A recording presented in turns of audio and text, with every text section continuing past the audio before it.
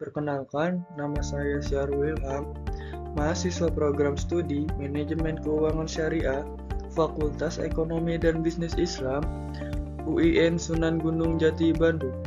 Pada kali ini, saya akan menjelaskan tentang struktur pasar.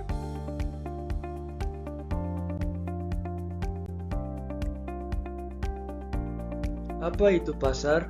Pengertian pasar adalah suatu tempat atau proses interaksi antara permintaan pembeli dan penawaran penjual dari suatu barang atau jasa tertentu, sehingga akhirnya dapat menetapkan harga keseimbangan, harga pasar, dan jumlah yang diperdagangkan. Selanjutnya yaitu ada struktur pasar. Apa itu struktur pasar? Struktur pasar adalah berbagai hal yang dapat mempengaruhi tingkah laku dan kinerja perusahaan dalam pasar, seperti jumlah perusahaan, skala produksi, dan jenis produksi. Adapun jenis-jenis struktur pasar terbagi menjadi dua. Yang pertama yaitu pasar persaingan sempurna, dan yang kedua yaitu pasar persaingan tidak sempurna.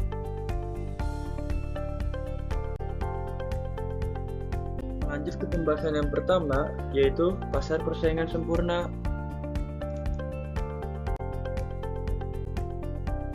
Apa itu pasar persaingan sempurna? Pasar persaingan sempurna adalah suatu kondisi pasar di mana terdapat banyak penjual dan pembeli yang saling berinteraksi dengan produk homogen atau identik dan tidak adanya hambatan masuk atau keluar dari pasar. Adapun kelebihan pasar persaingan sempurna sebagai berikut. Pertama, harga benar-benar terbentuk melalui mekanisme harga. Kedua, dalam jangka panjang terjadi harga yang menguntungkan bagi konsumen. Dan yang ketiga, persaingan sempurna tidak memerlukan adanya iklan.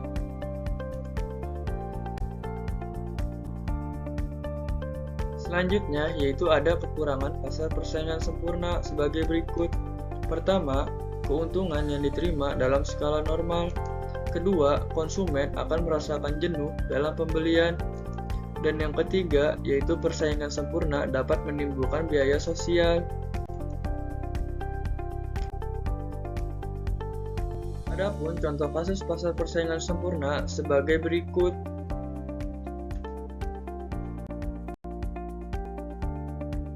Contoh kasus pasar persaingan sempurna dapat dilihat dari penjualan daging. Penjualan daging termasuk dalam ciri-ciri pasar persaingan sempurna, yaitu terdiri dari banyak penjual dan banyaknya pembeli. Bahkan, penjual tergabung dalam Asosiasi Pedagang Daging Indonesia atau yang biasa disingkat APDI. Setiap perusahaan mudah keluar atau masuk pasar. Contohnya, yang pertama, pedagang dapat memutuskan untuk berhenti berjualan sampai kondisi pasar benar-benar stabil. Kedua, menghasilkan barang serupa karena tidak adanya perbedaan yang terlalu nampak. Ketiga, terdapat banyak perusahaan di pasar, dalam hal ini peternak sapi yang menyalurkan daging sapi.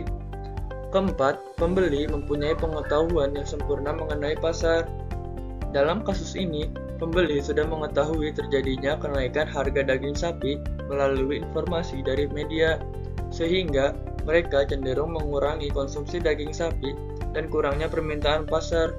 Ini menyebabkan keuntungan yang diperoleh oleh penjual menjadi berkurang dan pendapatan mereka relatif sama. Adapun pembahasan yang kedua yaitu pasar persaingan tidak sempurna. Apa itu pasar persaingan tidak sempurna? Pasar persaingan tidak sempurna adalah bentuk pasar di mana terdapat ketidaksempurnaan dalam kondisi persaingan yang menghasilkan pengaruh yang lebih besar dari beberapa pelaku pasar terhadap harga, kuantitas, dan keputusan bisnis. Selanjutnya ada karakteristik pasar persaingan tidak sempurna. Ke-1, jumlah penjual sedikit tapi banyak pembeli. 2, penjual menentukan harga. Ketiga, penjual baru susah berpartisipasi. Dan yang keempat, tidak ada produk pengganti. Selanjutnya, ada jenis-jenis pasar persaingan tidak sempurna sebagai berikut. Pertama, pasar monopoli. Pasar monopoli merupakan suatu pasar yang terjadi ketika seluruh penawaran terhadap sebuah barang pada pasar yang telah dikuasai oleh salah seorang penjual atau sejumlah penjual tertentu. Kedua, pasar oligopoli. Pasar oligopoli adalah keadaan di mana jumlah penjual sedikit sehingga tindakan satu produsen mendorong produsen lain. Dengan kata lain, pasar oligopoli adalah keadaan pasar yang didominasi oleh beberapa pelaku usaha dengan produksi atau modal besar. Ketiga, pasar duopoli. Duopoli adalah situasi di mana dua perusahaan bersama-sama memiliki seluruh atau hampir seluruh pasar untuk produk atau layanan tertentu. Duopoli adalah bentuk oligopoli yang paling dasar, pasar yang didominasi oleh sejumlah kecil.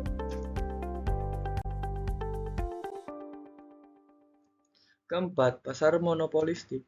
Pasar monopolistik didefinisikan sebagai pasar dengan banyak produsen yang menghasilkan komoditas yang berbeda karakteristik atau differentiated product, dan bisa disebut juga sebagai pasar yang banyak penjual yang menawarkan satu jenis barang dengan diferensi produk yang berbeda-beda baik dari segi kualitas, bentuk, dan ukuran.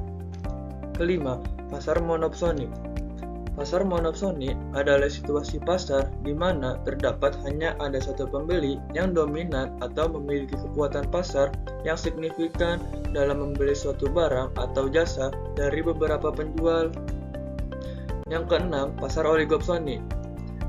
Pasar oligopsoni adalah struktur pasar di mana sejumlah kecil pembeli dominan menguasai permintaan untuk barang atau jasa tertentu.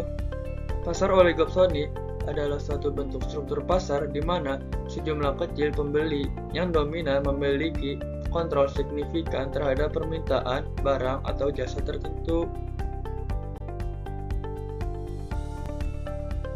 Selanjutnya, adapun contoh kasus pasar persaingan tidak sempurna sebagai berikut.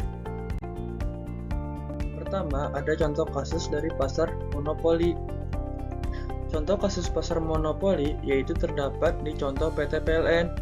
Usaha PT PLN termasuk ke dalam jenis monopoli murni.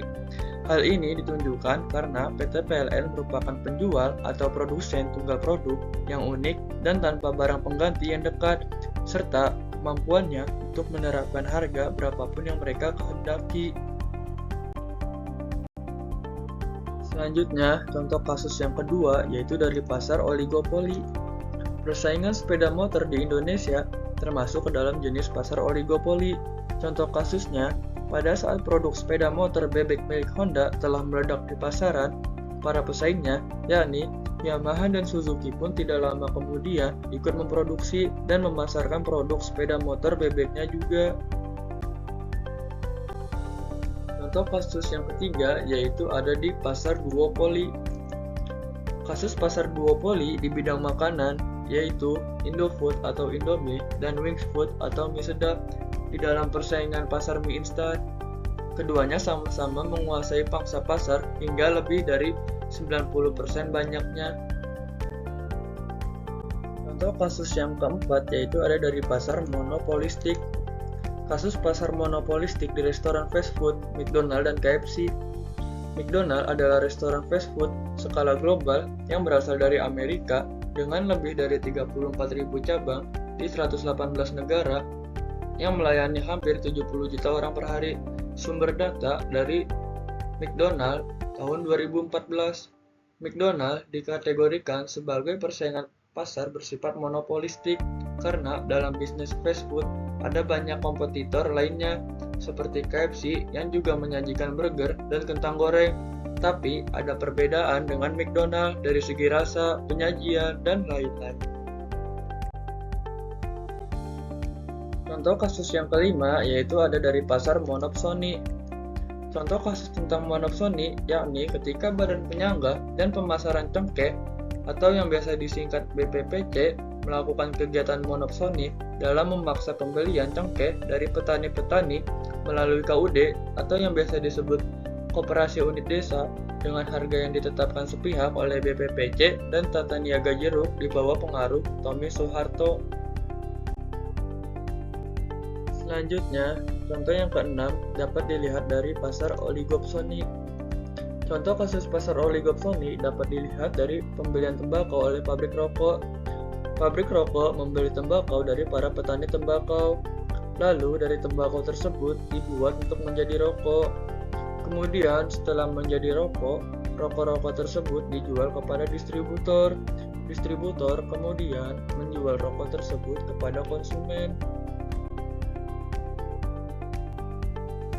Sekian yang bisa saya sampaikan dari pembahasan tentang struktur pasar pada kali ini. Terima kasih atas perhatiannya. Wassalamualaikum warahmatullahi wabarakatuh.